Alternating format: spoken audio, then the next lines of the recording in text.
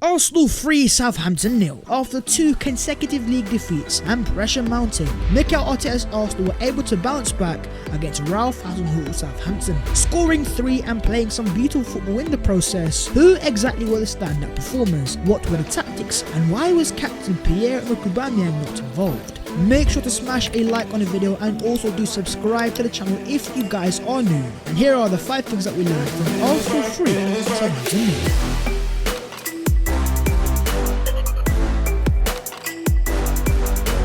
First things first is Martin Odegaard on fire. Now during the course of the year, Odegaard hasn't been at his best, especially since signing for Arsenal on that permanent transfer, and therefore he has had quite a few of his critics. But let me just say, in terms of your boy, I was not one of them. In fact, I've always said at 22 years of age, I definitely see a lot of promise in Martin Odegaard, and when he was out of form and out of confidence, I urge Arsenal fans to be just a little bit patient. And in terms of the Norwegian in the past few games, let's just say he has had a couple of very decent Arsenal performances.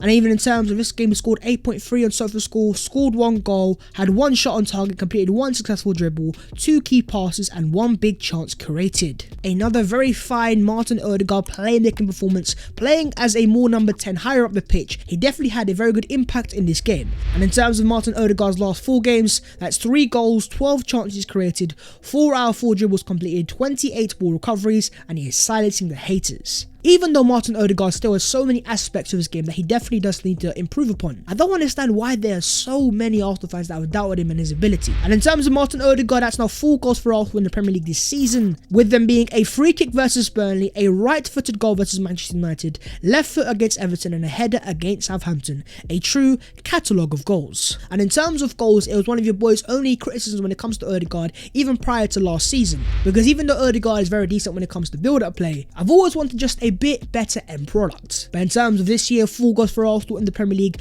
Arsenal's joint second highest goal scorer in the league, and really and truly it should be 5 goals if it wasn't for Aubameyang taking away his goal against Watford. For me, as I keep saying, I see a lot of promise in Odegaard and also a bit of character here. He was out of confidence and so many Arsenal fans are doubting him, but he's now come back with stronger form, scoring goals and getting Arsenal fans back on his side. And in terms of the specific performance, was he Arsenal's man of the match? And if not, who do you guys think was a standout Arsenal player in this performance? On to the second thing, and that is Aaron Ramsdale's passing. Who would have seen Aaron Ramsdale's rise to Arsenal prominence? And when Arsenal spent £25 million on him, a lot of fans were very doubtful. But in terms of Mikel Arteta, Edu Gaspar, the Arsenal scouts, they saw the vision.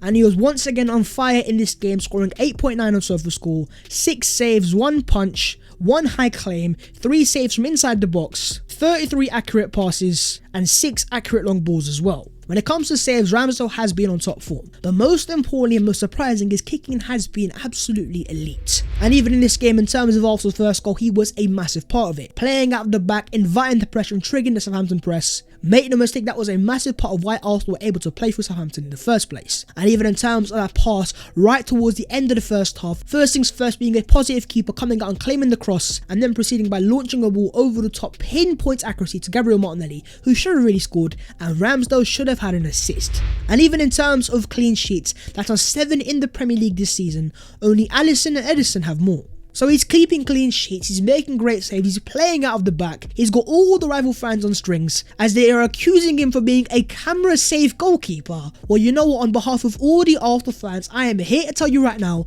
we don't care. Keeping it on the Arsenal defence, Gabriel Magalhaes was also on fire. 69 minutes played, 49 touches, 35 passes, 1 goal, 1 clean sheet, 5 clearances, and 3 aerial duels won.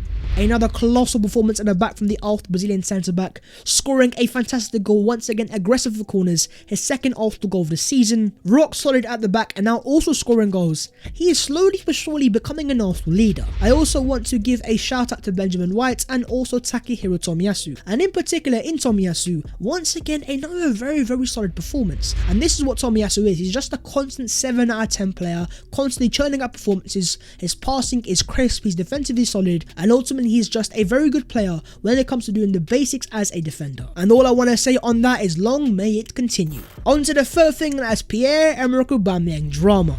Now, prior to this game, there were some reports that Aubameyang was set to miss this game because he had missed training, with those reports claiming that he'd missed training due to illness. But in his pre-match interview, Mikel Arteta decided to drop an absolute bombshell, as when he was asked on why Aubameyang was not involved in the squad, he says, unfortunately due to a disciplinary breach. I think we have been very consistent that we have certain non-negotiables in the team that we have set ourselves as a club, and he is not involved today. In the last game, he was not a part of the Arsenal starting 11, and this game not involved in the Arsenal squad. Mikel Arteta has made it clear he's got a certain non-negotiables and that the Arsenal captain had to be disciplined. Which the fact that he is the Arsenal captain, 32 years of age, Arsenal's highest earner, it is really not looking good for Pierre-Emerick Aubameyang. And in terms of why he was disciplined, according to The Athletic, Aubameyang took a flight abroad for a personal matter with permission from the club. He then returned late, which had implications for COVID-19 protocols at Arsenal. Now, this isn't the first time that Aubameyang has been disciplined prior to an Arsenal game. Rewinding to last season, he was left out of the game against Spurs for once again being late to a game. Going back to his days at Dortmund, he was also heavily criticised for constantly being late to team meetings and team training sessions. So quite clearly this is a reoccurring theme in the career of Aubameyang, which again is just not a positive sign. So the fact that he is the Arsenal captain and he's got so much responsibility, and Arsenal have a very young team, if Arteta was to allow this to run, it would be a bad indication for the other young Arsenal players. Because if you are a young Arsenal player and you see the Arsenal captain turning up late yet not getting punished for it, it is not an example that you want to set for a young and impressionable Arsenal squad. And also in terms of the player himself, as much as I've backed him, he's not been in the best of form. And so when you are out of form and you are constantly still being late, I don't want to go over the top, but this just might be the end of Aubameyang's Arsenal career. At 32 years of age, he's clearly in decline. And also Arsenal made it clear they want to sign a brand new centre forward. But now the question for Arteta is, what exactly is he going to do now, with some claiming potentially he might strip Aubameyang of the Arsenal captaincy. But if it came down to you guys, what would you guys do? Would Pierre-Emerick Aubameyang, would you guys strip him of the Arsenal captaincy? And also in terms of his Arsenal career, is it now set to come to an end? Let's have a very tasty discussion down below in the comments. On to the full thing, and that is Martinelli the winger. Rewinding a couple months, it was Mandem saying, let's loan out Gabriel Martinelli. Maybe he's not as good as some Arsenal fans were making him out to be. Maybe he's not quite the same player he was prior to his long-term injury. But in terms of your boy, I've always said 20 years of age, give him time. His time was certainly going to come. He's now started the last 3 Arsenal games, and in terms of this game, scored 7.9 on SofaScore, 90 minutes played, 1 assist, 3 key passes, 1 big chance created, 2 successful dribbles, and also hit the woodwork once. And in this game, he was up against a very highly rated right back in Livramento. And normally Livramento is a very good attacking right back. But in this game, we didn't see that because Gabriel Martinelli, Pele Scotland, had him on ropes, dribbling past him, causing him issues and not allowing him to attack. That's now 3 goals and assists in his last 4 Arsenal appearances, and all of those have come as an out-and-out winger. So I'm going to ask you guys a question now to answer down below in the comments. Where does the future of Gabriel Martinelli lie? Is he a winger or is he more of a centre forward? Talking about wingers, going on to the opposite side, let's talk Bukayo Saka. In terms of stats, getting a 7.1 score, getting 1 assist, 3 key passes, 1 big chance created, and also hitting the woodwork once. And when it comes to creativity, I would go as far as saying right now, Saka is Arsenal's most creative player at the club. And don't just take my word for it, but here are the stats. Bukayo Saka, who 22, is the only Arsenal player to provide 20 plus assists across all competitions since the start of 1920 season. 3 key passes, 1 big chance created. Saka is Arsenal's go-to chance creator. The fact that he's left-footed and he's getting assists on his right foot, his weaker foot, if he can add just that finishing and shooting to his game, this guy has all the fundamentals and the basics to become a very, very complete and very good right winger. And talking about the first Arsenal goal which he assisted, 16 passes, 39 seconds and 1 perfect Arsenal goal. Playing football the Arsenal way, triggering the Southampton press, playing through the press with confidence, with ease, smooth, liquid Arsenal football, and ultimately being decisive in the final third.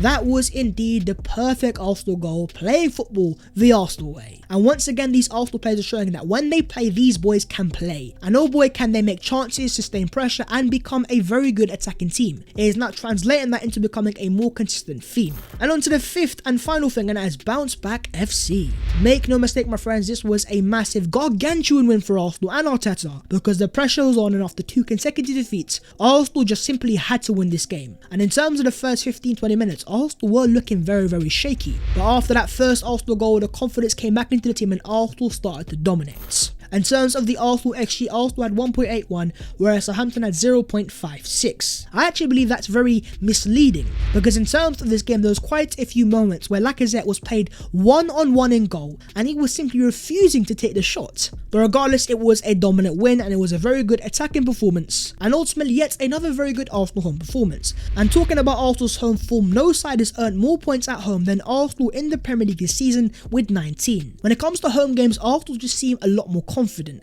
They score the first goal, they take control of the games, but they also have more of a killer punch in the final third. Whereas when it goes to away from home, that is the complete opposite. But also in terms of the home games, Arsenal have had quite a few easy ones. Southampton the bottom half, in the last game Watford and Newcastle again bottom half teams. Whereas in terms of Arsenal's next 6 games, it's West Ham at home, Leeds away, Sunderland at home, Norwich away, Wolves at home and Manchester City at home. That West Ham game is going to be a real test for these Arsenal players against a very good team, but also a team that if Arsenal were to beat, having dropped points today against Burnley, Arsenal could go above West Ham and potentially into the top 4. So I guess this is the game where we finally find out if the Arsenal home form is Fugazi Fugaza or if Arsenal really are the real deal when it comes to the Emirates Stadium. But in terms of this game, it was 3 points, it was a dub and it was beautiful scenes. But that is the video there and there. If you guys have enjoyed, make sure to go down there and smash a like on the video, and also do subscribe to your boy's channel if you guys are new. If you would like to follow your boy on them social medias, then the links will be down below in the description. But that was the 5 things that we learned in Arsenal's 3-0 victory over Southampton. A dub, a smile, vibes are back, at least for one game. Enjoy the win, and I will see you guys later in a bit.